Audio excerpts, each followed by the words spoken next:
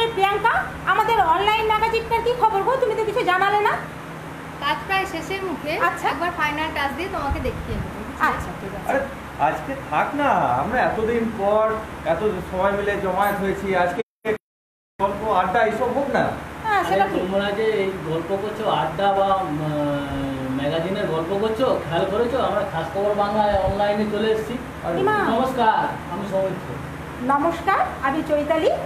প্রথমেই ক্ষমা চেয়ে নিচ্ছি, আমাদের সন্ধ্যে 7টার সময় লাইভে আসার কথা ছিল। যান্ত্রিক গোলযোগের জন্য আধ ঘন্টার আমাদের দেরি হয়ে গেছে, তার জন্য আবারও আমরা ক্ষমা চাইছি। নমস্কার, আমি অভিজিৎ। নমস্কার, আমি অরণ্য স্পন্দন। নমস্কার, আমি অভিপ্সা। নমস্কার, আমি প্রিয়াঙ্কা। আরে এই তো হানিফ চলে এসেছে। হানিফ এসো এসো। আরে আসুন আসুন আসুন। এসো বসো বসো বসো হানি। ওকে স্যানিটাইজার দাও। এই স্যানিটাইজার নাও। স্যানিটাইজারটা নিয়ে। তারপরে হানিফ দা উপস্থিত। আর এই দিকের এই সমস্ত খাস খবর বাংলা ওয়ানের বন্ধুদেরকে বলবো এই লাইভে থাকার জন্য অসংখ্য ধন্যবাদ।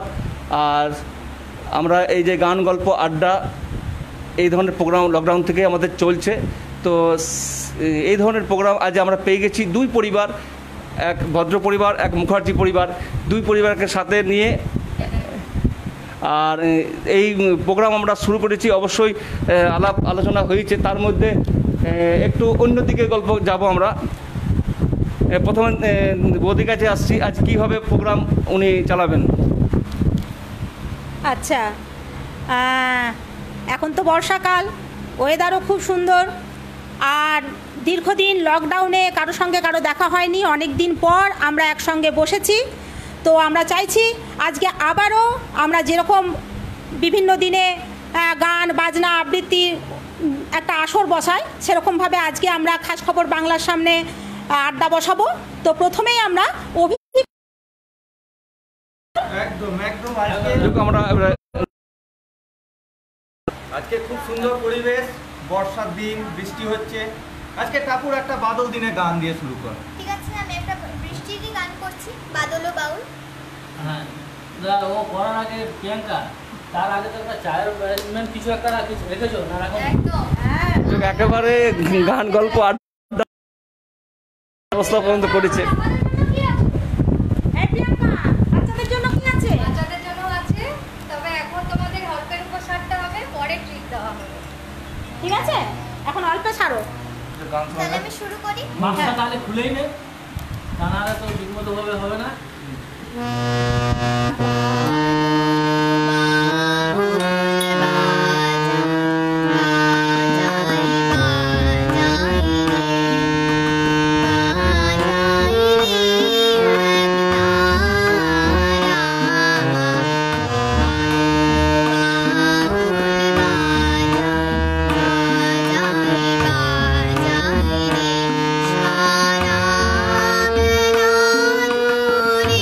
সারা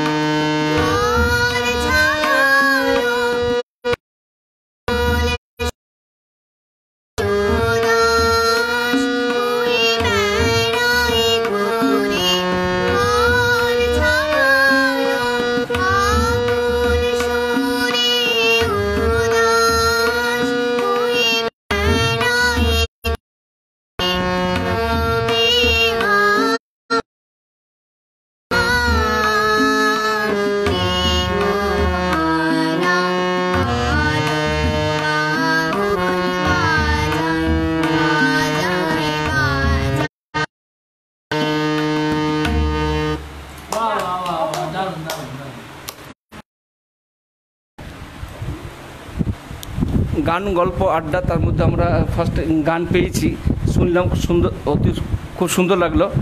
আর সব থেকে আজকে সবসময় আমরা ফিল্ডে আমরা রিপোর্টার হিসেবে যাই এবং কাজ। আজ কিন্তু সম্পূর্ণ এই দুই পরিবার আমাকে পরিবারের একজন সদস্য হিসাবে আমাকে ডেকেছে। আজ আমি এখানে রিপোর্টার হিসাবে নয়, আমি সদস্য হিসাবে একজন গান গল্প আড্ডায় আমিও অংশগ্রহণ করতে পেরেছি। খুব ভালো লাগছে এই ধরনের প্রোগ্রাম করে। আর সবথেকে বড় বিষয় অবশ্যই বলবো, আজ আমাদের পুরুলিয়া জেলার রঘুনাথপুর শহরের গর্ব, কারণ আজ আমাদের একজন মাধ্যমিকের ছাত্র রাজ্যের 9ম স্থান এবং জেলার 2য় স্থান অধিকার।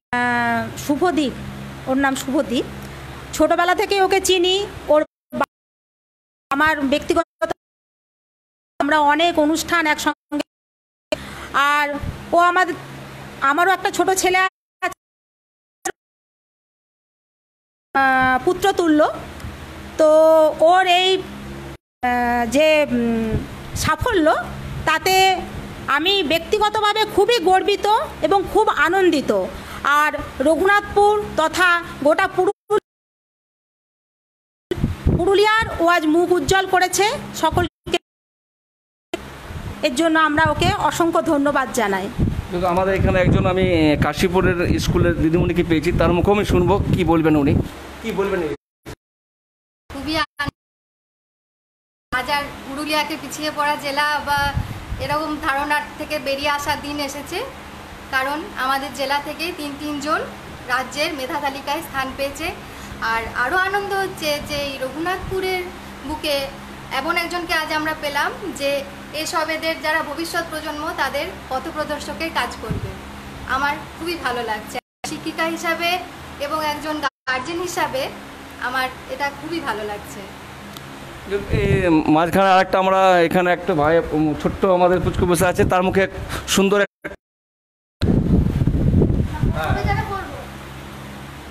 কাকু কাকিমারা তো তোর রবীন্দ্র, নজরুল, সুকান্ত অনেক শুনেছেন, তোমরা ওর মুখে শোনোনি। না না, অনেক দিন শুনি। তাহলে আমি ঝান্ডি উঠা পরবটা করবো। হ্যাঁ হোক, সামনে 15ই আগস্ট আসছে, করতে পারিস। নমস্কার। কবি সত্যগুপ্তের ঝান্ডি উঠা পরব দেখতে গেলছিলি। হাদু লয়, করম লয়, ছাতা উঠার পরব লয়, ঝান্ডি উঠা পরব। পরবে কি আর বস দজ না হবে? খাওন দাওয়া বেটি ছিল কি পাহাড় দিবার মতন লাগছিল। ভাবলি বারে জানি পয়সা আমরা দেখতে ছিলি বহু দূরলে না, উধারে যাওয়া চলবে নয়।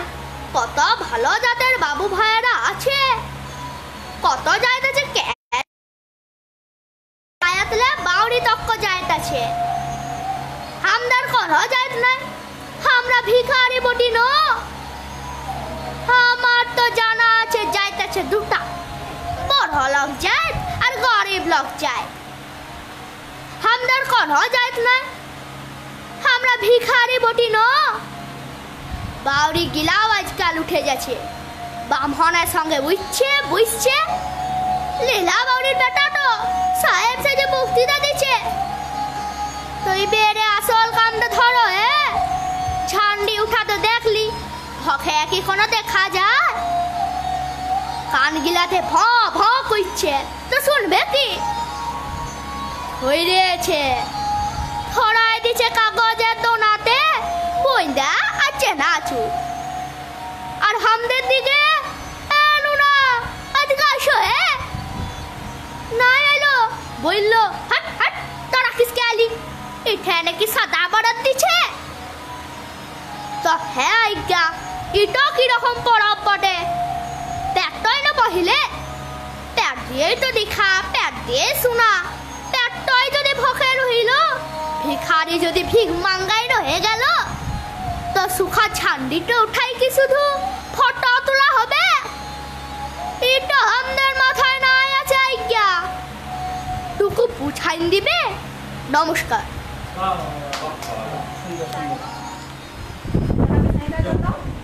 গান গল্প আড্ডার মধ্যে আজ একটু অন্যদিকে যাব আমরা। যেহেতু আমরা প্রায় 3 মাস কাছাকাছি সবাই লকডাউনের মধ্যে আমরা পড়েছিলাম ঘরে বন্দি অবস্থায়, সেখানে আমরা পেয়ে গেছি বাইরের জগতে যারা ফিল্ডে কাজ করতো, কেউ অফিসে কেউ দোকানে, দুজন দাদাকে পেয়েছি। সেই দাদার মুখে শুনবো লকডাউনের মধ্যে উনি বাড়িতে কি কাজ দায়িত্ব পেয়েছিলেন, বাসন মাজা না ঝাড়ু দেওয়া না ঘর মোছা, দাদা কি বলবেন? বাড়িতে যতদিন ছিলাম ততদিন ঘর মোছা কাজটা করেছি, বাসন মাজাটা করিনি বা করতে পারি না বলে করিনি। ঝাড় দেওয়ার কাজটা করেছি। সবচেয়ে বেশি এনজয় করেছি শরীরকে চালানোর জন্যে ঘর মোছা, খুব মানে ভালো করে মুছা গেছে। এই যারা কাজ করে খুব ভালো করে মোছে না, হ্যাঁ, ওই জন্য নিজেরা ভালো করে যতটা ক্লিন রাখা যায় চেষ্টা করে গেছি। আর তার থেকে বেশি এনজয় করেছি বিকেলবেলাতে ঘুরি উড়িয়ে ছেলেকে নিয়ে, দারুণ এনজয় করেছি ওই সময়টাতে। ঘুরি উড়িয়েছেন? দারুণ, প্রত্যেক দিন বিকেলবেলাতে।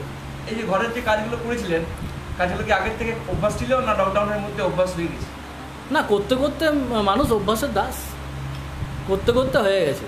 ঠিক, এখন তো দোকান আপনাদের খুলেছে, এখন ব্যবসা রানিং, কিছু করার নেই। ঠিক সিস্টেমে। আমার আরেকজন দাদাকে পেয়েছি মুখার্জি বাবুকে, ওনার কাছেও জানবো, ওনার চ্যাটার্জি বাবুকে, তো উনি কী করেছেন ওনাকেও জানবো যে উনি বাসন মাজার পালি পড়েছেন না ঝাড় দেওয়ার পালি পড়েছেন, কি বলবেন?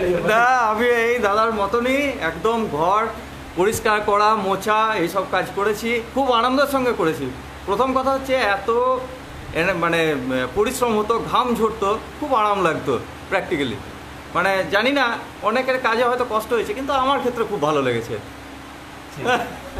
দিদি, আপনি লকডাউনের মধ্যে কীভাবে মানে ঘরে টাইম পাস করেছেন? টাইম পাস বলতে বাড়ির কাজ তো অবভিয়াসলি সব করতেই হয়েছে, যেহেতু পরিচারিকা ছিল না, বা আমরা দুজনে মিলেই সমস্ত কাজ করেছি। আর প্রতিদিন ইউটিউব দেখে দেখে নতুন নতুন রান্নাবান্না সে তো ছিলই।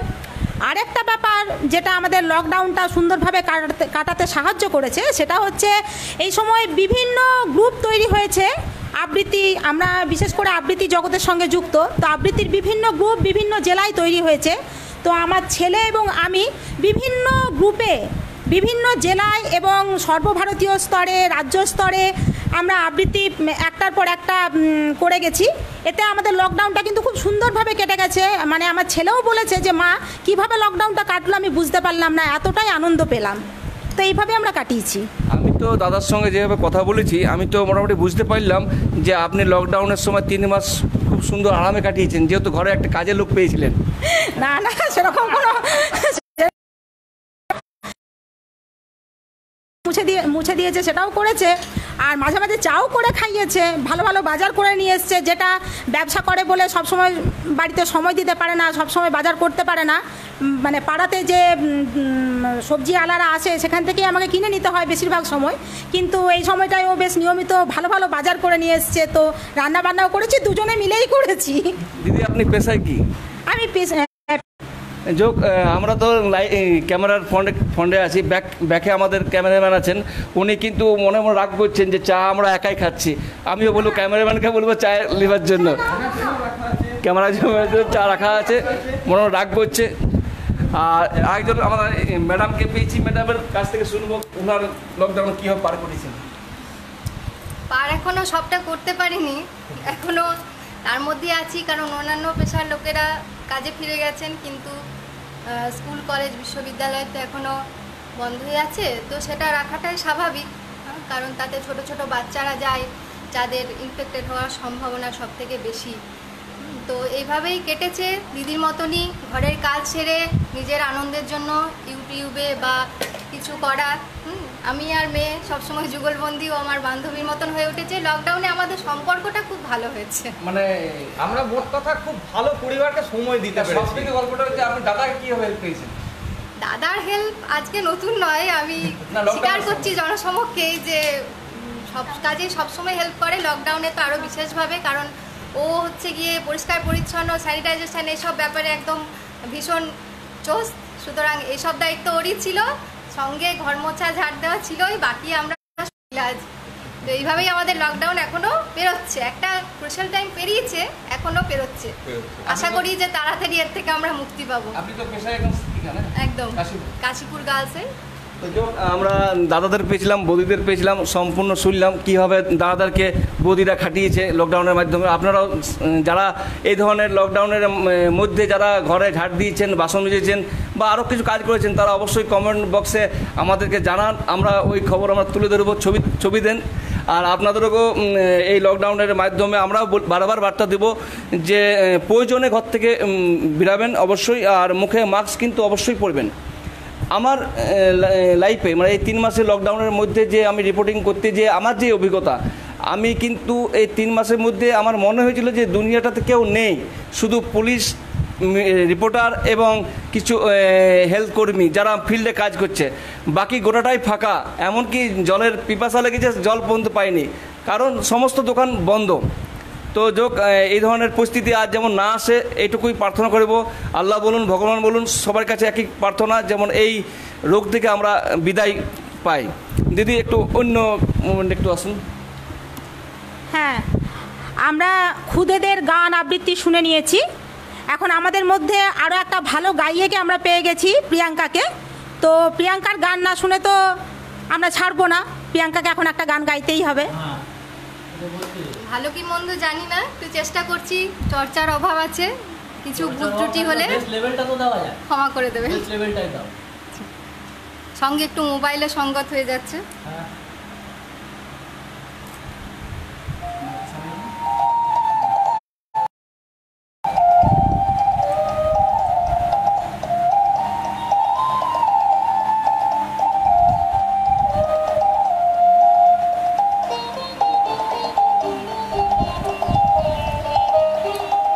ভেঙে মোর ঘরের চাবি নিয়ে যাবি কে আমারে, ও বন্ধু আমার, না পেয়ে তোমার দেখা একা একা দিন যে আমার কাটে না রে। ভেঙে মোর ঘরের চাবি নিয়ে যাবি কে আমারে।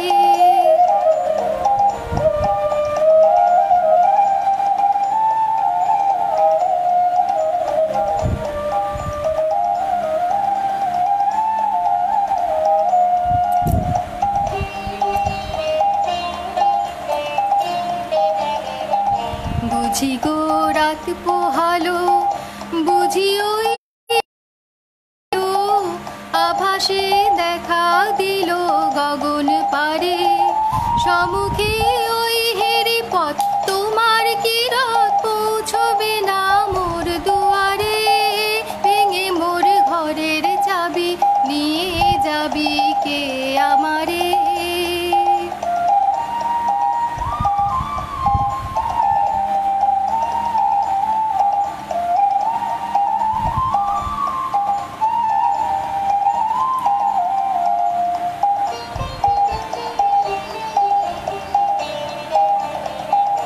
আকাশের যত তারা চিরই নিমেষারা, বসে রয় রাত প্রভাতের পথের ধারে।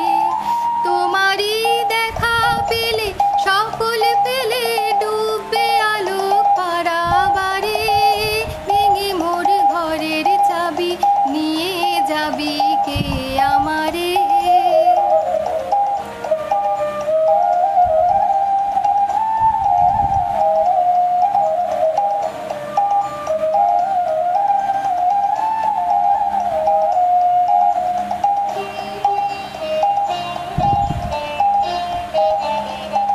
প্রভাতে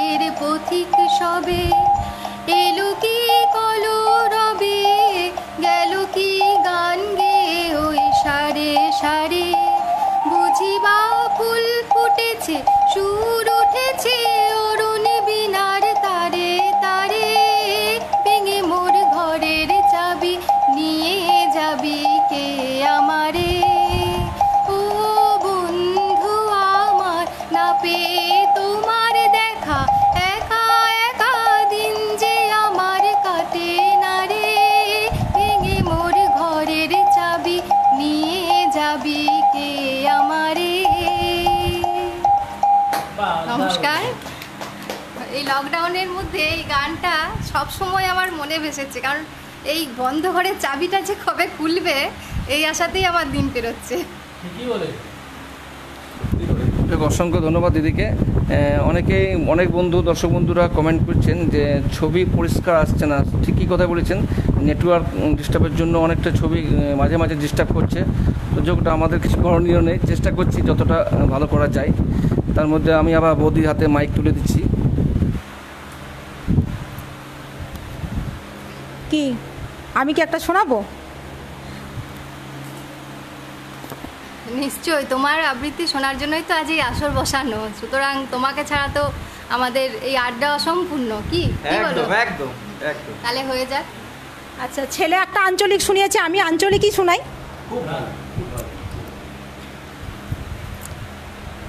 নমস্কার।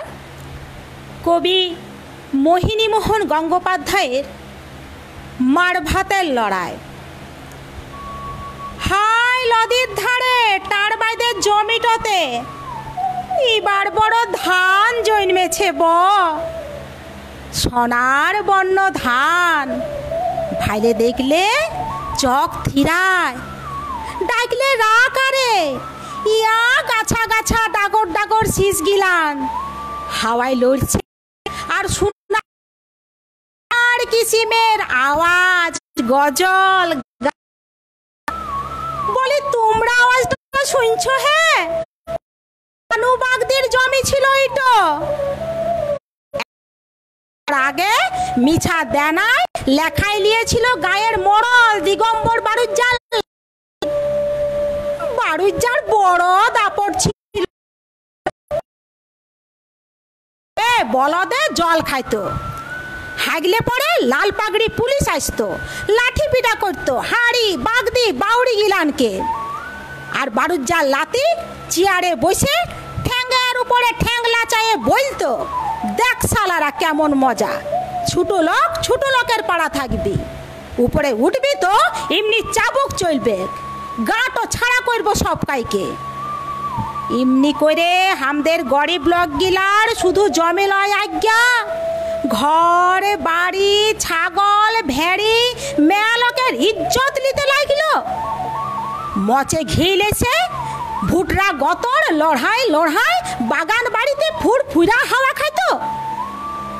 পানু বাগদিকে ঘর ছাড়া কইরে বাবুর কি ফুর্তি, সবাইকে শোনাই বলতো, চ্যাং মাছের পাড়া কেউ লাফাবি তো ঠ্যাংটো টুনাই দেবো, পোনার পাড়া গা ছাড়াবো। বড় বাড় বাইরে ছিল শালা, বেগার খাটতে ধমক লাগতো। লুকায় কৃষক সভা করত, মিটিংয়ে মিছিলে যেত, লে শালা সামাল ঠেলা। পিঁপড়া হয়ে হাতির সঙ্গে বাগদির ছা এখন ভাঙা ফুটা টিনের সানকি লিয়ে ইগায়ে উগায়ে দুয়ারে মাইগে খাচ্ছে চাল সিঝা আর মার ভাত। খিদা তিষ্টায় ভকে শুকায় আমসি হয়ে মরে বাঁচলো পানু বাগদি। সাত কুলে কেউ নাই, খালি বাতাসে মিশে রইল বুক ফাটা কান্না, হাড় ফাটায় বেড়াই আসা দীর্ঘশ্বাস। হাই নদীর ধারে টারবাইদের জমিটাতে এখনো জমিদার বাবুর চাবুকের দাগ, পানু বাগদির হাই নিশ্বাস আর কান্না লাগিয়ে আছে। হ্যাঁ, ও জমিটো এখন আমার। আমি বুদ্ধি ভাঁড় করে নিজের হাতে চাষাবাদ করেছি। বড় ধান জন্মেছে সোনার বন্য ধান।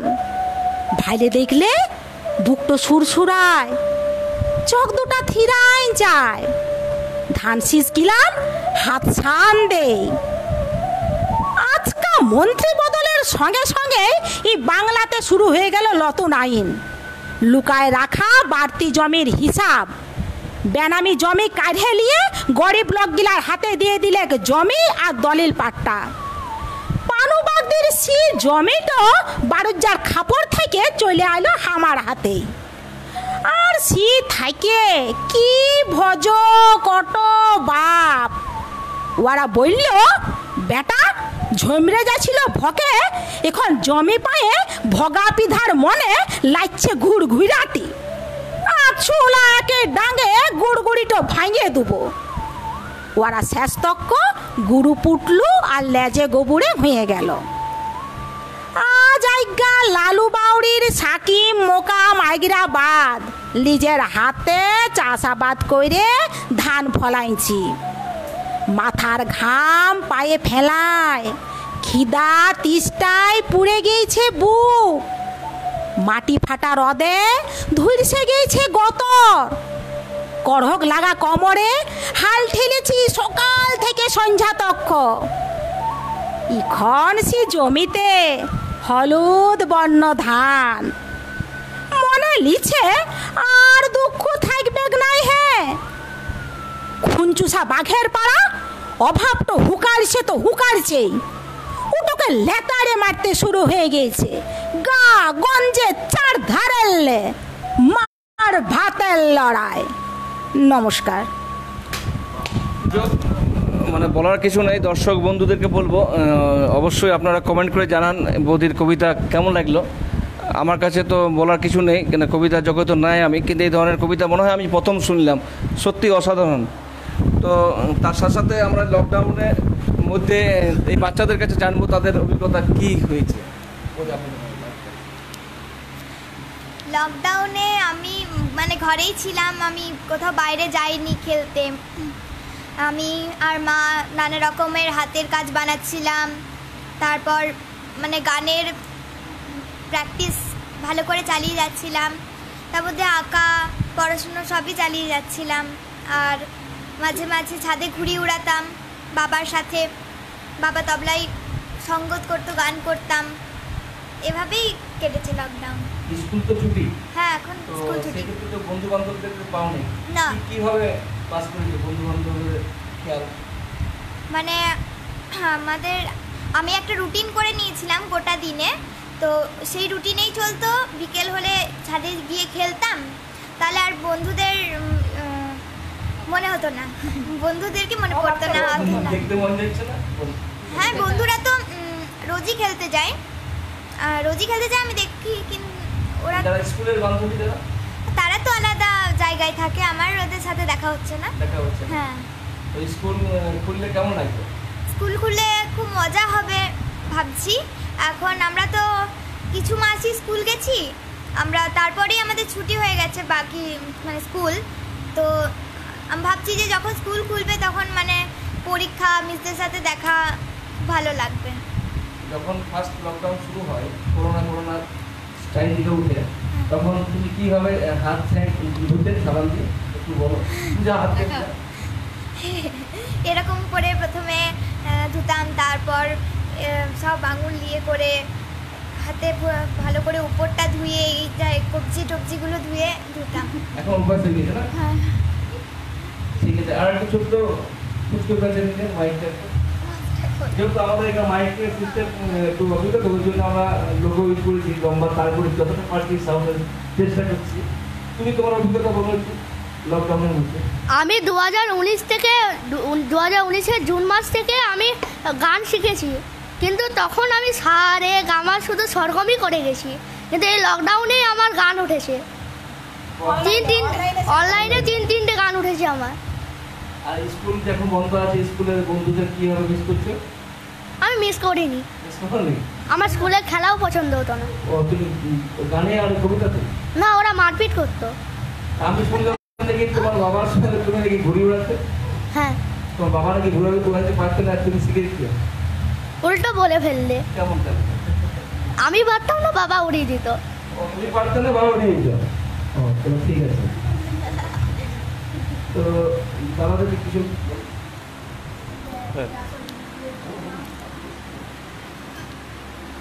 তুমি বলো, তোমার অভিজ্ঞতার কথা এই লকডাউন পিরিয়ডে কিছু বলো।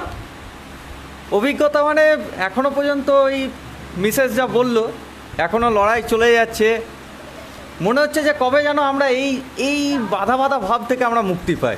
এটা হচ্ছে সবথেকে বড় ব্যাপার, যেটা আমরা লকডাউন থেকে শুরু করে এখনো পর্যন্ত হয়তো আমরা কথার মাঝে বলছি যে খুব আনন্দ করে কাজ করেছি, আনন্দ করে সবাই মিলে কাটিয়েছি, কিন্তু বাস্তবটা হচ্ছে যে পুরো বিশ্বের এই মর্মান্তিক ঘটনা, আর যেটা হানিফদা কিছুক্ষণ আগে বললেন, প্র্যাকটিক্যালি পুলিশ, রিপোর্টার এবং ফ্রন্টলাইন যারা আজকে স্বাস্থ্যকর্মী, ডাক্তার যারা আছেন, তাদেরকে আমি প্রথম তাদের সম্মান এবং মানে স্যালুট জানাই, কারণ তারা এই রকম একটা পরিস্থিতিতে তারা ফ্রন্ট লাইনে দাঁড়িয়ে লড়াই করেছেন। তো এই ফাঁকে ফাঁকে বলবো, আপনি কথা শুরু হওয়ার আগে বৌদির নাম করলেন। হ্যাঁ, বৌদির মানে আপনি আগে 100% আগে মার্ক দিয়ে দিলেন বৌদিকে। কিন্তু মানে টান কিন্তু হয়ে গেল। দাদা আপনার অভিজ্ঞতা একটু বলুন। আমার অভিজ্ঞতা কি, তাকিয়ে বলুন না। বাইরে ব্যবসার কাছে সব সময় থাকতাম, এই সময়টাতে বাড়িতে থেকে পরে হঠাৎছিলাম, কিন্তু ভালো যাচ্ছিলাম, ঘুমাচ্ছিলাম, যোগাসন করছিলাম, শরীরকে সুস্থ রাখার চেষ্টা করছিলাম, আর ছেলের সাথে ঘুরি উড়াচ্ছিলাম, কিন্তু কোথাও একটা বাধা তো লাগছিল। কিন্তু মানুষের সঙ্গে এই যে সোশ্যাল ডিস্টেন্স, এটা কাউকে চিনতে গেলে অসুবিধা হচ্ছিলো। প্রথমে বলতে হবে, কে ভাই তুই মাস্কটা নামা। এটা খুব খারাপ লাগছিল, মনে খুব লাগে যে যার সঙ্গে উঠতাম বসতাম বা ঘুরতাম তাদেরকে বলতে হচ্ছে যে মাস্কটা নামা। অনেক সময় বোঝা যায় না, বিভিন্ন কারণে বোঝা যায় না, হয়তো গাড়িতে থাকলেও বা কোথাও দাঁড়িয়ে থাকলেও বোঝা যায় না। মাঝে মাঝে বেরোতে হতো, বাজার হোক দোকান হোক, সেগুলো বেরোতো আমি লকডাউন পিরিয়ডটাতে। আর তার সাথে আমরা যারা বাড়িতে থাকার জন্যে, বাড়িতে থাকতে বলে বাইরে যারা কাজ করছিলেন, পুলিশ প্রশাসন, স্বাস্থ্যকর্মী, ডাক্তার, রিপোর্টার, যত যারা সবাই আছেন ওদেরকে অসংখ্য ধন্যবাদ। তারা ফ্রন্টলাইনে লড়াই করছেন, এখনও করছেন। রিপোর্টার যারা আছেন তারা একবারে বেশিরভাগ জনই ডাইরেক্ট কন্টাক্টে পর্যন্ত চলে গেছেন তাদের জীবনের ঝুঁকি নিয়ে বিভিন্ন। তার মাঝে আমাদের আমফান এসেছিল, তখনও দেখেছিলাম আমরা যে ওর মধ্যে দাঁড়িয়ে পরে তারা রিপোর্টিং করছেন। এগুলোকে কী বলো, তাদেরকে ধন্যবাদ জানিয়ে ছোট করতে চাই না। এটা একটা মহান ব্রত, খুব ভালো লাগে। আর সব থেকে আমাদের যেটা খারাপ দিক বলতে বাধ্য হচ্ছি, যে যারা লড়াই করছে ময়দানে, তারা আমাদেরকে বাঁচানোর জন্য লড়াই করছে, আমাদেরকে ভালো রাখার জন্য লড়াই করছে। সেই জায়গাটা দাঁড়িয়ে পর আমরা আমাদেরকে নিজেকে কি মনে করছি আমরা জানি না। নিজেরা এখনও পর্যন্ত স্টিল নাও মাস্ক পরি না, সোশ্যাল ডিস্টেন্স ভুলে গেছি। লকডাউন মানে আমাদের কাছে একটা বাধা ছিল, তাই সবার ডিস্টেন্স মেনটেন করছিল, এটা আমার মনে হয়েছে আর কি। আমার ব্যক্তিগত আমি অভিজ্ঞতা থেকে বলছি যে লকডাউন মানে সরকার বলে দিয়েছে, লকডাউন মানে লকডাউন, একবারে পুরোপুরি ডিস্টেন্স মেনটেন করতে হবে। তারপরে যে আনলক শুরু হলো, তারপরে আমরাও আনলক হয়ে গেলাম, না কোনো ডিস্টেন্স মানছি, সবাই সবার কাছে একবারে কাছাকাছি বসছি। বিভিন্ন চায়ের দোকান বলি, চাই যে কোনো জায়গায় একসঙ্গে আড্ডার জায়গাগুলো সবাই একসাথে বসে যাচ্ছে উইদাউট মাস্ক। এমনকি দোকানগুলোতে পর্যন্ত আমরা ব্যবসায়ীদেরকে অনুরোধ করব, আপনারা এই দিকটাও একটু কেয়ারফুল হন। যারা জিনিস নিতে আসছেন তারা যেন অবশ্যই মাস্ক পরেন, মাস্ক না হলে জিনিস দেবেন না। টাকাটা আপনার আজকে না হোক কালকে আসবে, কিন্তু একবার যদি এই জিনিসটা আপনার থেকে আপনার বাড়ির থেকে আরও কারোর এটা ছড়াবে, নিজে সেফ মানে সবাই সেফ। কোনোখানে যদি আগুন লাগে, তার জন্যে নেভানোর জন্যে তো দমকল বাহিনী এরা আছেন। আমরা যেমনি পালাই, এখন সেটা নিজেদেরকে পালাতে হবে, পালিয়ে বাঁচতে হবে। মানে আমি যদি বাঁচি তাহলে আমার বাড়ির লোক বাঁচবে, আমার যদি না হয় আমার পাশের লোকের হবে না, এইভাবে যদি সবাই তার পাশের লোকের হবে না, এইভাবে করতে করতে আমরা এই ভাইরাস মুক্ত হতে পারবো। তাতে স্বাস্থ্যকর্মী, পুলিশ প্রশাসন থেকে শুরু করে সবাই শান্তি পাবে, রেহাই পাবে কিছুটা। তাদেরকে একটুখানি রিলিফ দেওয়ার চেষ্টা যদি আমরা করি, খুব জলদি আমরা মুক্ত হয়ে যাব। তা না হলে কিন্তু এটা অসম্ভব হয়ে দাঁড়াবে। ঠিক, অসংখ্য ধন্যবাদ সুমিত্রদাকে। একজন দিদি কমেন্ট লিখেছেন, কি মিষ্টি মিষ্টি কথা ছোটদের, তোমাদেরকে বলছি মিষ্টি মিষ্টি কথা, যোগ তোমার চিনি কম খাও, বেশি মিষ্টি মিষ্টি দিয়েছে। তো যোগ সবাই যেমন নিজের নিজের অভিজ্ঞতা বলছে, তো আমি অবশ্যই আমার অভিজ্ঞতা বলবো, কিন্তু আজকে আমি পুরোপুরি বলছি, আজকে রিপোর্টার হিসাবে না, আজকে কিন্তু ওনাদের ফ্যামিলি হিসাবে, মেম্বার হিসাবে আজ কিন্তু আমি এখানে বসেছি। তো আমি সেই হিসাবে বলতে চাই যে চীনে যখন ফার্স্ট করোনা আসে তখন কিন্তু আমরা ভেবেছিলাম যে চীনে আছে, আমাদের ভারতবর্ষে কিন্তু আসেনি, আমরা কিন্তু মানে ওটাকে অবহেলা করে চলেছি। যখন আমাদের ভারতবর্ষে যখন প্রথম অ্যাটাক করলো তখন কিন্তু আমাদের পশ্চিমবাংলার মানুষ ভেবেছি যে আমাদের ইন্ডিয়ায় ঢুকেছে, কিন্তু আমাদের পশ্চিমবাংলায় ঢোকা নেই। যখন পশ্চিমবাংলায় অ্যাটাক করলো তখন কিন্তু আমরা যদি পুরুলিয়ার লোক হই বা কেউ অন্য অন্য জেলার লোক হয়, তো সে ভাবছে যে আমার জেলায় ঢুকে নাই, কি পশ্চিমবাংলায় ঢুকেছে। আজ কী হয়েছে, আজকে আমরা ভাবছি পুরুলিয়ায় ঢুকেছে কিন্তু আমার এলাকায় ঢুকে নেই, রঘুনাথপুরে ঢুকে নেই।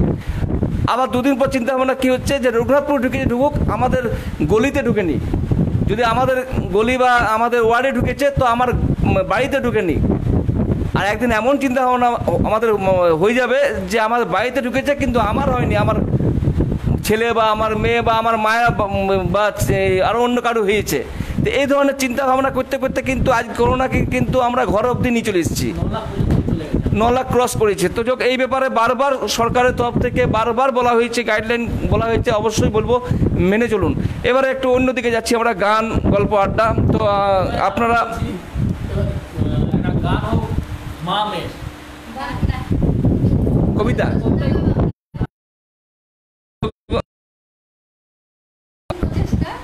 নতুন প্রচেষ্টা, মা মেয়ের একটা কবিতা শুনবো। আর বড় কথা যে টাপুরের মুখে কবিতা কিন্তু কোনোদিন শুনিনি, ওর গান প্রচুর শুনেছি, প্রচুর প্রতিযোগিতায় প্রচুর ও পুরস্কার বিজয়িনী। তো কবিতা কিন্তু শুনিনি, যদিও লকডাউন পিরিয়ডে ওর মায়ের কাছেও তালিম নিয়েছে এবং ওর মা আমাকে হোয়াটসঅ্যাপে অনেক ভিডিও পাঠিয়েছে। তো আজকে আমরা সামনাসামনি ওর একটা কবিতা শুনবো, মা মেয়ের যুগলবন্দি। আপনি একটা ভাষা কি বললেন, তালিম বললেন? হ্যাঁ, তালিম নিয়েছে। কি ভাষা বলুন? তালিমটা উর্দু ভাষা। হ্যাঁ, বৌদির মুখে উর্দু ভাষা শুনতে পাচ্ছি। তালিম বেশি আমরা ইউজ করি না, আমি বাংলার ছাত্রী। হ্যাঁ, তো আমাদের ভাষা নিয়ে তো ভাষাতত্ত্ব পড়তেই হয়েছে। যোগ শুনে খুব ভালো লাগলো। তালিম ভাষাটা অনেকেই জানে না, তালিম মানেটা কি। তো যোগ তার ফাঁকে ফাঁকে আমরা বলবো, আপনারা এই মুহূর্তে দেখছেন গান গল্প আড্ডা, দুই পরিবারকে নিয়ে বসে আছি। আমরা চলে যাচ্ছি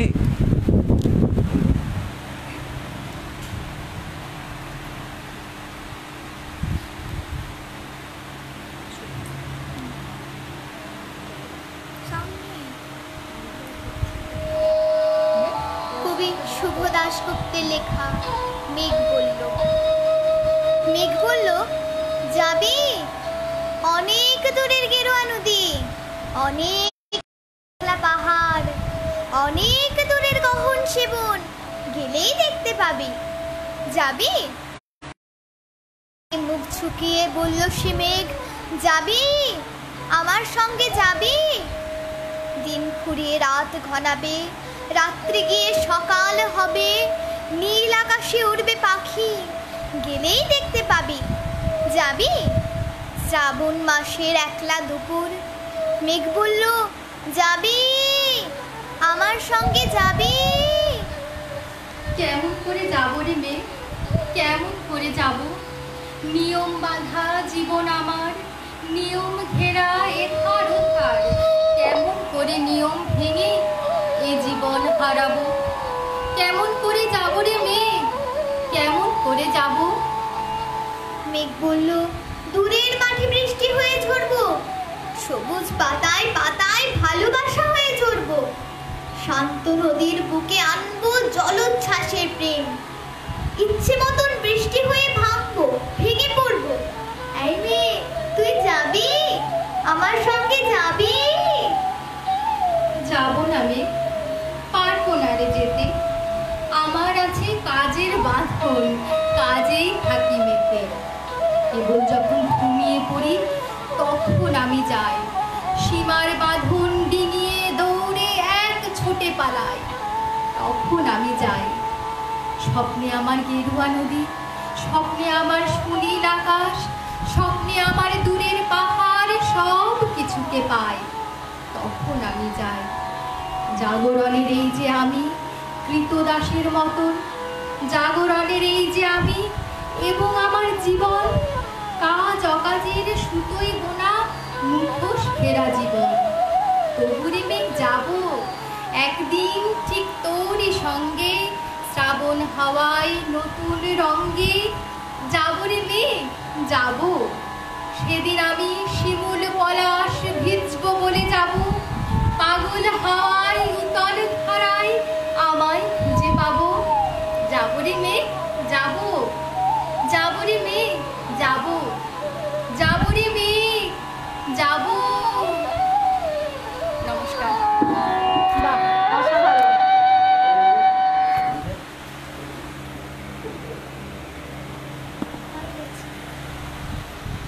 আমি আর মা তো একটা কবিতা করলাম, এবার তুমি আর আয়ুষ একটা কবিতা করো। টাপুরের আবদার রাখতে তো হবেই আয়ুষ। হ্যাঁ আবদার রাখবো, কিন্তু শুরুটা কিন্তু তুমি। ঠিক আছে, টাপুরের আবদার যখন রাখছি তোর আবদারও রাখতে হবে। তো কবিগুরুকে বাদ দিয়ে তো কোনো কিছুই সম্পূর্ণ হয় না। আর আমরা মা ছেলে দুজনেই আঞ্চলিক কবিতা শুনিয়েছি। তো আমরা এবার কবিগুরুর আমাদের বিশ্বকবিকে স্মরণ করেই আমরা আজকের এই আড্ডাটা, সময়ও পেরিয়ে গেছে অনেকক্ষণ, মোটামুটি শেষের দিকে চলে এসেছি। এবার আমরা শুনে নেব চৈতালিদি আর আয়ুষের কবিতা। কবিগুরু রবীন্দ্রনাথ ঠাকুরের নির্ঝরের স্বপ্নভঙ্গ। আজিয়ে প্রভাতে রবির কর, কেমনে পশিল প্রাণের পর, কেমনে পশিল গুহার আধারে প্রভাত পাখির গান। না জানি কেন রে এতদিন পরে জাগিয়া উঠিল তাও, জাগিয়া উঠেছে তাও, ওরে উথলি উঠেছে বাড়ি, ওরে প্রাণের বাসনা, প্রাণের আবেগ রুধিয়া রাখতে নারী। থর থর করি কাঁপিছে ভূধর, শিলা রাশি রাশি পড়িছে খসে, ফুলিয়া ফুলিয়া ফেনিল সলিল, গরজি উঠিছে দারুণ রোষে। হেথায় হোথায় পাগলের প্রায়, ঘুরিয়া ঘুরিয়া বাজিয়া বেড়ায়, বাহিরিতে চায় দেখিতে না পায়, কোথায় কারার দাম। কেন রে বিধাতা পাষাণ হেন, চারিদিকে তার বাঁধন কেন, ভাঙড়ে হৃদয় ভাঙড়ে বাঁধন, সাধরে আজিকে প্রাণের সাধন, লহরীর পরে লহরী তুলিয়া, আঘাতের পরে আঘাত কর। মাতিয়া যখনই উঠেছে পড়া, কিসের আধার কিসের পাশার, উপরে যখনই উঠেছে বাসনা, জগতে তখন কিসের ডর। আমি ঢালিব করুণা ধারা, আমি ভাঙিব পাষাণ কারা, আমি জগতে প্লাবিয়া বেড়াবো গাহিয়া, আকুল ধনু আঁকা পাখা উড়াইয়া, রবির কিরণে হাসি ছড়াইয়া, দিবরে পরাণ ঢালি। শিখর হইতে শিখরে ছুটিব, ভূধর হইতে ভূধরে লুটিব, হেসে খল খল গে কল কল, তালে তালে দিব তালি। এত কথা আছে, এত গান আছে, এত প্রাণ আছে মোর, এত সুখ আছে, এত স্বাদ আছে, প্রাণে হয়ে আছে ভোর। কি জানি কি হলো আজি, জাগিয়া উঠিল প্রাণ, দূরে হতে শুনি যেন মহাসাগরের গান। ওরে চারিদিকে মোর একই কারাগার ঘোর, ভাঙ ভাঙ ভাঙ কারা, আঘাতে আঘাত কর। ওরে আজ কে গান গেয়েছে পাখি, এসেছে রবির কর। নমস্কার।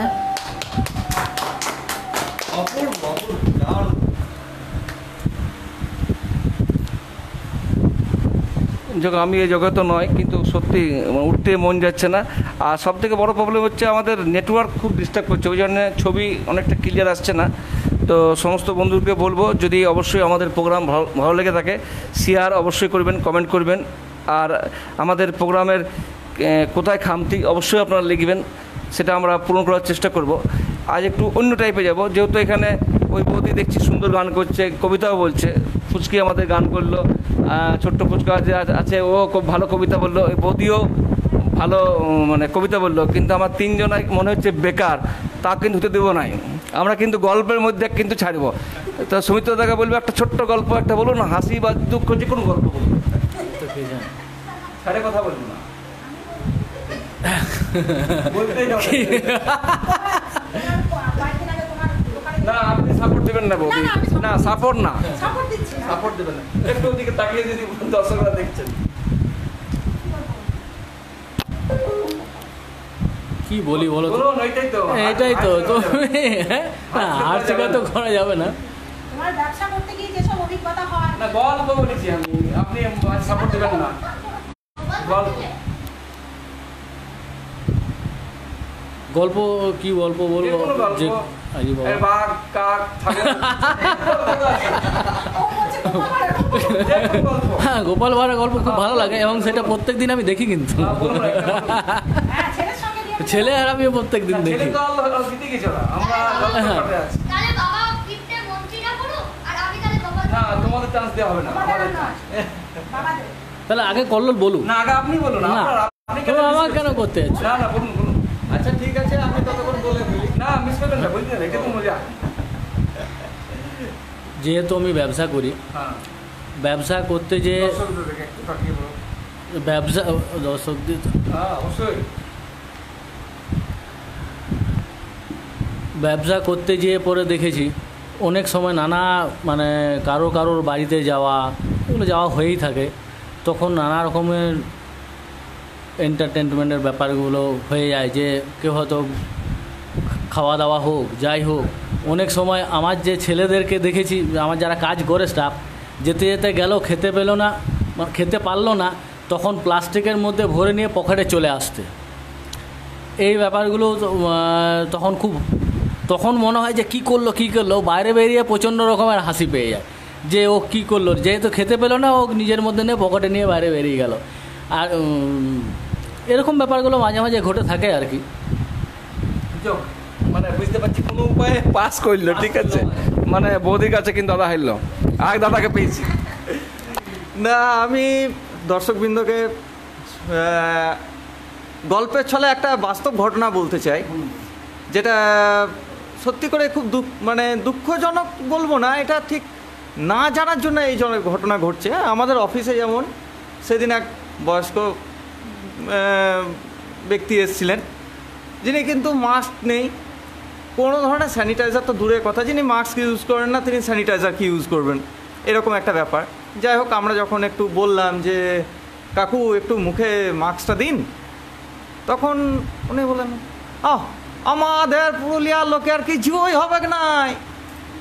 বললাম যে এই রোগটা পুরুলিয়া বাঁকুড়া কিচ্ছু চেনে না, এই রোগটা চেনেন চোখ নাক কান, এইটা দিয়ে যাদের ঢুকবে তারই রোগ হবে। কাকু কিছু মনে করবেন না, অন্তত এইটা আপনি একটু মানুন, আপনি নিজে বাঁচুন, আমাদেরকে বাঁচান। এমনি অভিজ্ঞতা আমারও একটা আছে। ব্যাংকে গেছি, ব্যাংকে যাওয়ার পরে দেখছি সামনে টেবিল করে ওটার মধ্যে স্যানিটাইজার রাখা আছে, কিছু ফর্ম রাখা আছে যেগুলো ফিল আপ করে মানে ডিপোজিট উইথড্রয়ালের ফর্মগুলো রাখা আছে। তো ব্যাংকে সিভিক ভলেন্টিয়াররা ছিলেন ওখানে, যে সবাইকে স্যানিটাইজার দিচ্ছিলেন। দিতে তখন একজনকে দিলেন, উনি দেখলেন এটাকে কি করব করে প্রথমে মুখের মধ্যে টাচ করে দিয়ে, তারপরে আমাদের যেমন ঠাকুরের স্নান জল আমি খেতে দেখি অনেক জায়গায় অনেকে খান, সেরকম করে মাথার মধ্যে দিয়ে উনি ওটাকে মুছলেন। মুছার পরে তাকে কিছুক্ষণ দেখলাম, দেখে হাসলাম, হেসে পরে ভাবলাম সত্যি আমরা এখনও এমন জায়গাতে রয়ে গেছি যে স্যানিটাইজারটা যে ব্যবহার করার জন্য এত প্রচার করা হচ্ছে, আমরাই বা কী প্রচার করছি, তাদের কাছেই বা কীরকম বার্তা পৌঁছাচ্ছে যে এটা কি সেটা তারা জানে না, যে স্যানিটাইজার করলে ব্যাকটেরিয়া ফ্রি হবে বা ভাইরাস ফ্রি হবে, আমরা যদি কোনো কিছু খাই বা নাকে দিই মুখে দিই হাতটা, সেখান থেকে বাঁচতে পারবো, এটা সেটা পর্যন্ত তারা জানে না। এটা আমাদেরই দুর্বলতা আমরা ধরতে পারি, কিন্তু ওই সময়টার মধ্যে হাসিও লেগেছিল, তারপরে এটা খারাপও লেগেছিল যে এরা কিছু জানে না। এটা আমাদের ব্যর্থতায় একটা ধরা যায়। দাদারা কোনো উপায়ে নিজের বাস্তব ঘটনা তুলে ধরলো, না হাসলেও হাসতে হবে, না দুঃখ হলে দুঃখ করতে হবে, মানে মান সম্মানের ব্যাপার একটা হয়ে যাচ্ছে। তো যোগ এখানে কমেন্ট বক্সে লিখেছে চৈতালি দি মা ও ছেলে অসাধারণ আবৃত্তি, মানে আপনাদের কমেন্ট এসছে ভালো, কিন্তু আমাদের এখনো অবধি দাদাদের আসেনি কমেন্ট। অপমানে ফেলবেন না, কেউ না কেউ করুন। সুমিত্র দা আছে, দাদা আছেন, কমসে কম বলুন যে গল্পটা ভালো লেগেছে। আর প্রিয়ঙ্কা দি আর একটা গান শুনতে চাইছে আপনার কাছ থেকে, অবশ্যই যাবো প্রিয়ঙ্কা দির কাছে। তো তার ফাঁকে আমি একটা গল্প, ছোট্ট না বড় বলতে চাই না, করছি গল্পটা, বলছি মাঝে মাঝে বলে থাকি গল্পটা। আমাদের রাজস্থান থেকে একটা গাড়িতে মার্বেল লোড হয়ে একটা জায়গা স্থানে এসছে। তো যখনই ওই বাড়িতে ওই মার্বেল নামানো হয়, মার্বেলে গল্প করছে যে ভাই তোর বাড়ি কোথায়, আরেক মার্বেল গল্প করছে যে ভাই তোর বাড়ি কোথায়। তখন আরেক মার্বেল বলছে যে আমার বাড়ি রাজস্থানের অমুক জায়গা অমুক এলাকা। ইও বলছে যে আমারও বাড়ি ভাই ওই একই জায়গায়, একই স্থান, একই জায়গায়। বলছে তোর মালিক কে, তোকে কিনেছে কে? বলছে আমার মালিক ওই লোকটা। ইয়ে বলছে আমার মালিক ওই লোকটা। তুই তোকে কোন বলছে ওই লেবার ওই চাপিয়েছে। বলছে আমাকে তো ওই রাম বলে লেবারটাই চাপিয়েছে। তুই কোন গাড়িতে আলি? বলছে আমি আমিও ওই নাম্বারে গাড়িতে এসেছি। তাহলে একই জায়গায়, একই বাড়ি, একই লোকে কিনেছে, একই লেবারে আমাকে উঠিয়েছে, একই মেশিনে আমাদের কাটিং হয়েছে, আর একই বিল্ডিংয়ে আমরা এসেছি, কিন্তু তোতে আর আমাতে এত পার্থক্য কেন? পার্থক্য বলতে একটা মার্বেল বলছে যে মানুষের পা আমার মাথার উপর, মানুষের পা। আরেক মার্বেল বলছে মানুষের মাথা আমার পায়ের উপর। কথাটা বুঝুন একটু। যে মার্বেলটা বলছে যে মানুষের পা আমার মাথার উপর, আর তোর পায়ের উপর মানুষের মাথা, এত পার্থক্য কেন? তখন আরেক মার্বেল উত্তর দিচ্ছে ওকে, দেখ তোর মাথার উপর মানুষের পা হওয়ার কারণটা কি, হওয়ার কারণটা কি? বলছি যখন তোকে মিস্ত্রিরা কাটিং করছিল তখন তুই কিন্তু একটুতেই ভেঙে যাচ্ছিলি, তুই সহ্য করতে পারছিলি না। ওই জন্য কী করলো, তোকে মিস্ত্রিরা কাটিং করে তোকে নিচে ফিটিং করে দিল। আর আমাকে প্রত্যেকটা মিস্ত্রিতে ছেনিতে আঘাত করে গেছে। একবার আঘাত করেছে কান বানাইছে, আরেকবার আঘাত করেছে চোখ বানাইছে, আরেকবার আঘাত করেছে নাক বানাইছে। তারপর আমি হয়েছি গণেশ মূর্তি। সেই জন্য মানুষের মাথা আমার পায়ের তলে।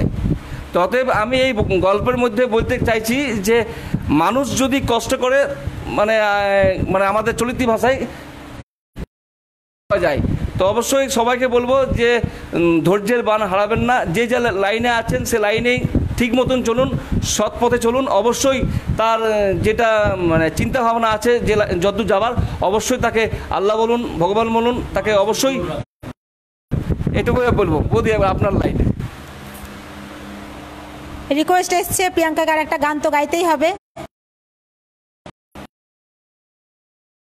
একটা গাও। তার আগে তুমি কি রেডি? ঠিক আছে।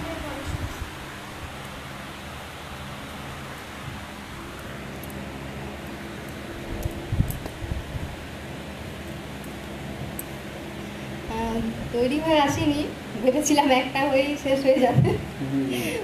তো ভালো লেগেছে, এটাই আমি কি বলবো, আপ্লুত আপনাদের ভালোবাসায়। চর্চার বড়ই অভাব, তবু চেষ্টা করছি। হ্যাঁ, আর একটা রবীন্দ্রসঙ্গীতই গাইতে চেষ্টা করছি।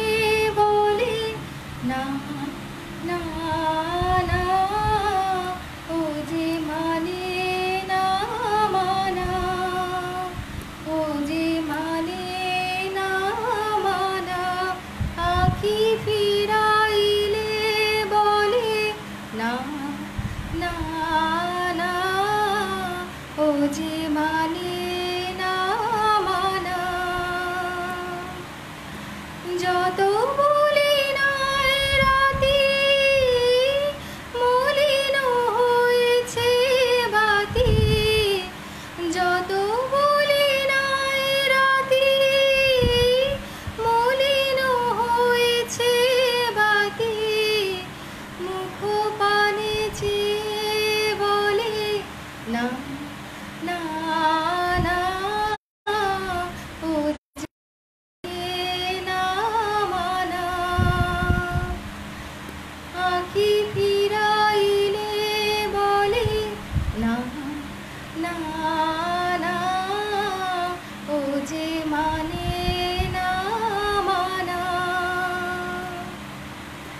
বিধুর বিকল হয়ে খেপা পবনে আগুন করিছে হাহা ফুলের বনে।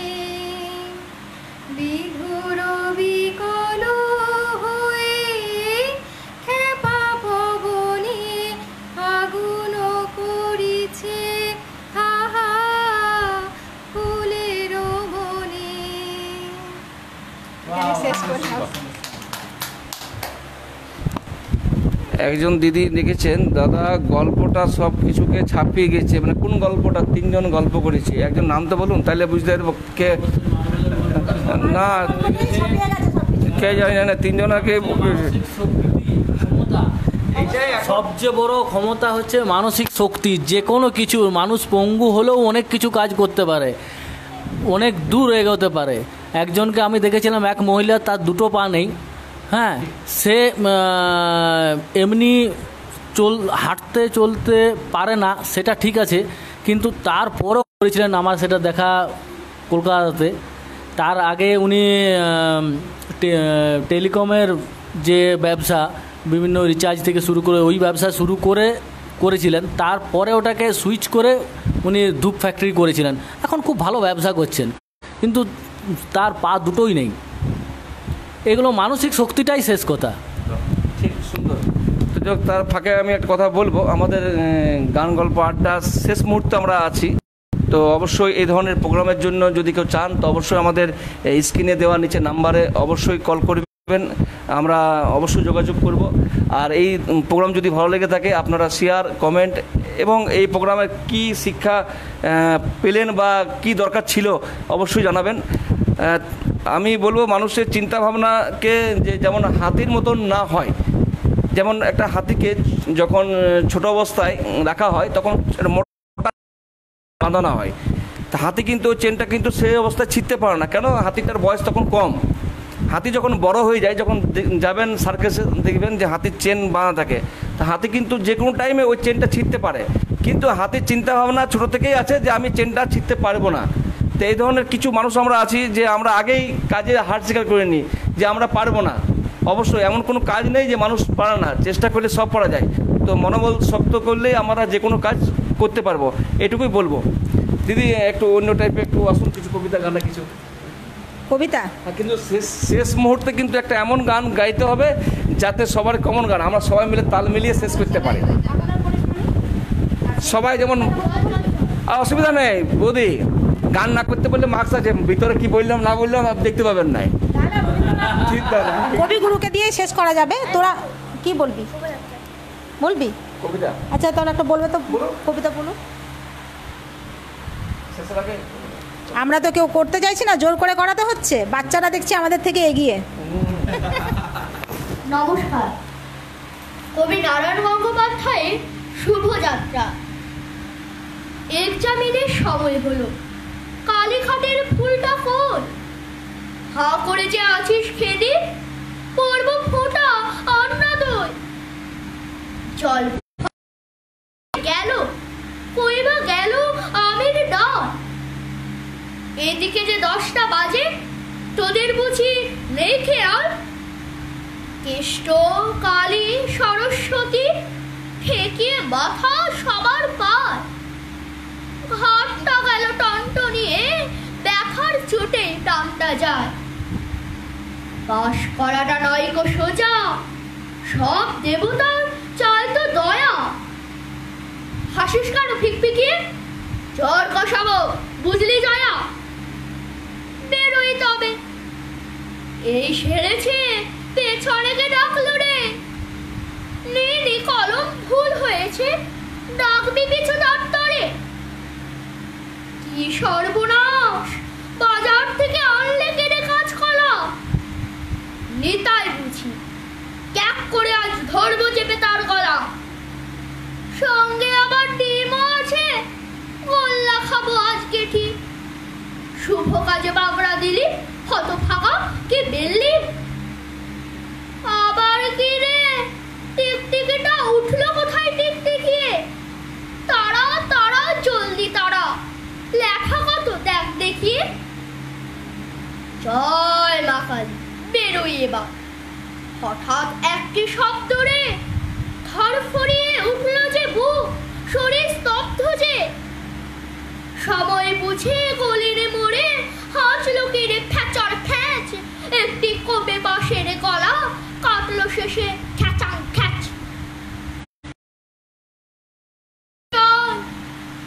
নাক ডাকিয়ে ঘুমুয়ে গিয়ে এক জামিনে কি আর ফল। নমস্কার। খুব সুন্দর, খুব সুন্দর। যাক, আমরা বললাম শেষ মুহূর্তে একটা গান করে আমরা শেষ করব। তো গানের আগে অবশ্যই আমরা দাদাদের কাছে একটু খাস খবর বাংলা ওয়ানের নিয়ে এবং মারতে যাচ্ছি আমরা। তো গান করি শেষ কিন্তু আমাদের প্রোগ্রাম। কি বলবেন আপনি এই প্রোগ্রাম? খাস খবর বাংলা কাভারেজ যেটা করে আমাদের পুরো পুরুলিয়া জেলা জুড়ে ধরি, পুরো এলাকাটাকে ওরা কাভার করছে। এমনকি যখন দেখা গেছে অনেক সাংবাদিক যেতে পারেননি যেসব জায়গাটাতে, এই লকডাউন পিরিয়ডে বলছি, এই ভাইরাসের সময়তে বলছি, তো ওনারা কিন্তু যে কোনো জায়গায় যে কোনো পরিস্থিতিতে সেই সব জায়গায় ঢুকে গেছে। ওই জন্য ওদেরকে অসংখ্য ধন্যবাদ। এবং গলিতে গলিতে পর্যন্ত ওনাদেরকে দেখতে পাওয়া গেছে, যে যারা হয়তো লকডাউন মানছেন না তাদেরকে যে পরে বোঝানো যে তারা কেন লকডাউন মানছেন না, মানুন, যেটা সবার জন্য জরুরি। শুধু যারা মানছেন বা যারা মানছেন না, প্রত্যেকের জন্য জরুরি এই লকডাউনটা মানা বা সোশ্যাল ডিস্টেন্স রাখা। আর এমনি ওটা বাদ দিয়েও এমনি সামাজিকভাবে যদি বলতে হয়, এই মুহূর্তে যে পরিস্থিতির মধ্যে দিয়ে আমরা চলছি খুব টাফ। সবাইকে মাস্ক অবশ্যই ব্যবহার করতে হবে, সোশ্যাল ডিস্টেন্স অবশ্যই রাখতে হবে এবং স্যানিটাইজার ব্যবহার করতেই হবে। সরকারি নির্দেশিকা অনুসারে আমাদেরকে মেনে চলতেই বাধ্য আমরা, এছাড়া কিচ্ছু করার নেই। রাস্তাঘাট যে থেকে দোকান, বিভিন্ন ব্যাংক, বিভিন্ন সরকারি সচেতন না হন তাহলে সাধারণ মানুষ কিভাবে সচেতন হবে? এবং যারা লাইন দিচ্ছেন বাইরে, কোনো ব্যাংকে হোক বা কোনো শপে হোক, সেখানেও দেখছি যে ডিস্টেন্স মেনে চলছে। কেউ যদি রাখতে চায় সেই ডিস্টেন্স, তাকেও মানতে দেওয়া হচ্ছেন না। এক কথা, নিজে বাঁচুন, সবাইকে বাঁচান। এখানে নিজে বাঁচলে সবাই বাঁচবে। সবার নিজেকে বাঁচান, কাউকে বাঁচানোর দরকার নেই। নিজেকে বাঁচান, ভালো থাকুন, সুস্থ থাকুন, তাহলেই সব হবে। আমাদের প্রোগ্রাম সম্বন্ধে বলুন একটু, আর শেষ কি বার্তা? প্রোগ্রামটা যেন অনেক দিন পর একটা ফ্রেশ অক্সিজেন দিল আমাদেরকে, প্রথম কথা। কারণ হচ্ছে মানে ঘরে থেকে থেকে আড্ডা দেওয়া, গল্প করা, এগুলো যেন ভুলেই যাচ্ছিলাম। যাক, সেটার জন্য খাস খবর বাংলা ওয়ান এবং তার পক্ষ থেকে হানিফদাকে অশেষ ধন্যবাদ যে উনিও আমাদের সময় দিয়েছেন। এবং দ্বিতীয় কথা হচ্ছে, ছোটকাদা এখনই যেটা বললো, আমি একদম সহমত। আমরা দেশ বিদেশের খবর খুব সুন্দর পাই, সব জায়গা থেকে পাই, কিন্তু আমার পাড়ার পাশেই কি ঘটছে এটা কিন্তু আমরা জানতে পারি না সব সময়।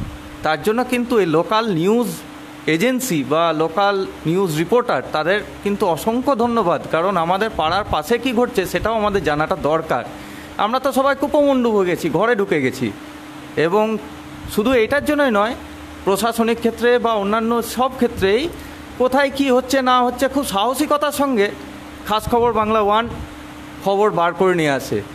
তার জন্য তাদের মানে অসংখ্য ধন্যবাদ জানাই। এই প্রোগ্রাম সম্বন্ধে কি বলবেন এবং শেষে কি বার্তা দেবেন?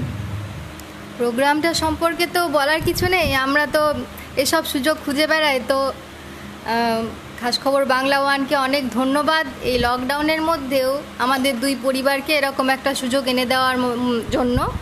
তবে অনেকেই হয়তো মনে করছেন যে এই পরিস্থিতিতে আবার এরকম গান গল্প আড্ডার কি দরকার, এটা তো ঠিক সায়েন্টিফিক নয়, এখানে ডিস্টেন্স মেনটেন হচ্ছে না বা ঠিকঠাক। তবে আমরা চেষ্টা করেছি। তবে এটা ভাববেন না যে এটা দিয়ে এই বার্তাটা আমরা পৌঁছতে চাচ্ছি না যে এইভাবে আড্ডা হয়তো জমানো যায়। এই বার্তাটা পৌঁছতে চাচ্ছি যে মাইন্ড রিফ্রেশিংয়ের জন্যও মাঝে মাঝে কিছু করা দরকার। না হলে চারিপাশে যে হতাশার খবর আমরা শুনছি, সত্যি করেই দিন দিন সেটা আমাদের গ্রাস করে নেবে। যারা এই ধরনের পছন্দ করেন বা অংশগ্রহণ করতে চান, তারা করে নিতে পারেন। খাস খবর বাংলা ওয়ানকে আবার আমার আন্তরিক ধন্যবাদ। বাস্তব যে ওনারা কিন্তু সবই সেফটি হিসাবে ওনারা কাজ করছেন। কারণ আমি বাইরে থেকে আসার পর মনে হয় এটা অর্ধেক মনে হয় আমার বডিতেই শেষ করেছিল ওনারা। তো যতটা পারছি চেষ্টা করছি। ছোটো পুচকিদেরকে বলবো, কি বলবে এই প্রোগ্রাম সম্বন্ধে? আমার খুব ভালো লাগলো, অনেক দিন এরকম প্রোগ্রাম করিনি আমি। আর এটা লকডাউনে অনেক দিন পর আমি একটা প্রোগ্রাম করলাম। হ্যাঁ, প্রথম লাইভ এটা প্রোগ্রাম করলাম। তো খুব ভালো লাগলো, গান গল্প হলো, আর সবার সাথে কথা বলা হলো, ভালো লাগলো।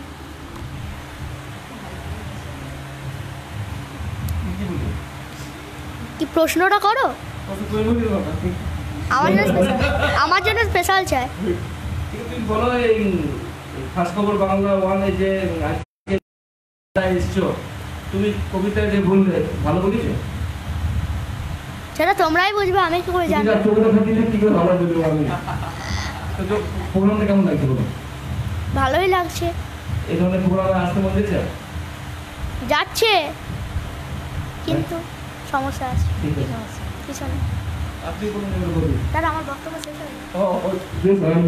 বলো, কিছু না। বল, বক্তব্য কি আছে?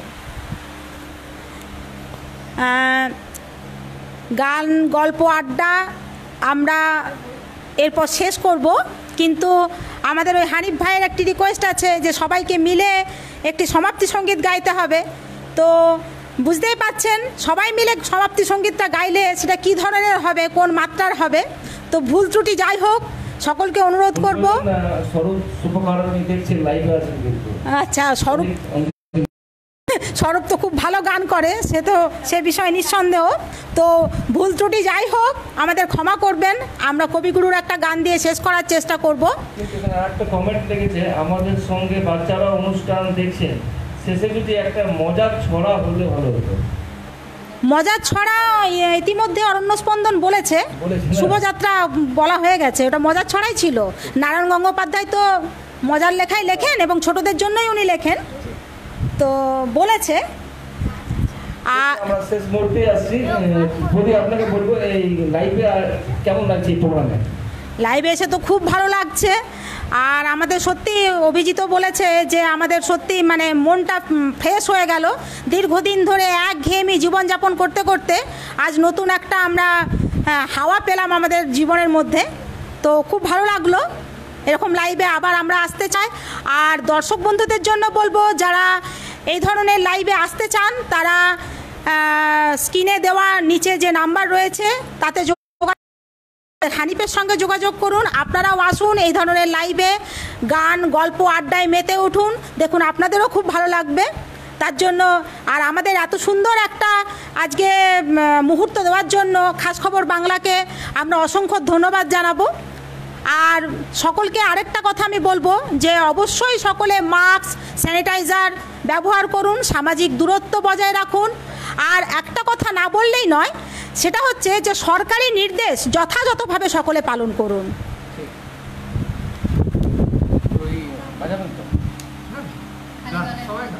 খালি গলায় হবে, প্যাপও বাজবে না, এটা তোমার রিকোয়েস্টে করা হচ্ছে, তোমাকেও গলা মেলাতে হবে। আমি তো আগে গানটাকে ভালো করে সবাই করবে, ওদেরকে দিয়েছিল এখানে মিনিটটা দেওয়া রয়েছে। হ্যাঁ মিনিটটা দেওয়া রয়েছে। হ্যাঁ, মিউজিকগুলো ওই মাইকে দেন, মিউজিক ওই মাইকে দেন, তাহলে আওয়াজ আসবে না। মিউজিক দিচ্ছ? মিউজিক নেই, মিউজিক নাই, তাই তো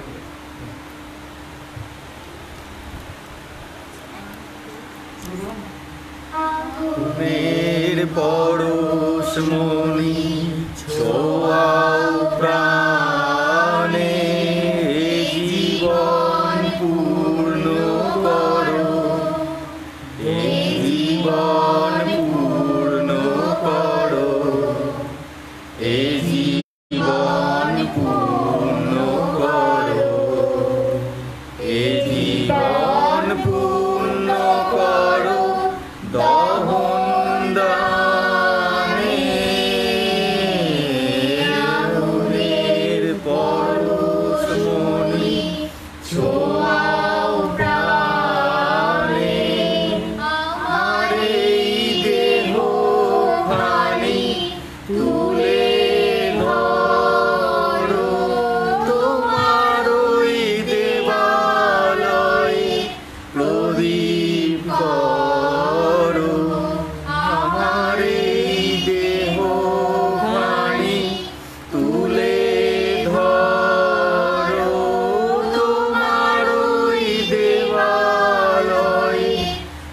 প্রদীপ করো, নিশিদিন আলোক শিখা জ্বলুক গানে, নিশিদিন আলোক শিখা জ্বলুক গানে। আগুনের পরশমণি ছোঁয়াও প্রাণে, আধারের গায়ে গায়ে পরশস্তব, সারা রাত ফোটাক তারা নব নব, আধারের গায়ে গায়ে পরশস্তব, সারা রাত ফোটাক তারা নব নব। নয়নের দৃষ্টি হতে বুঝবে কালো, যেখানে পড়বে সেখানে দেখবে আলো। ব্যথা মোর উঠবে জ্বলে ঊর্ধ্বপানে, ব্যথা মোর উঠবে জ্বলে ঊর্ধ্বপানে। আগুনের পরশমণি ছোঁয়াও প্রাণে।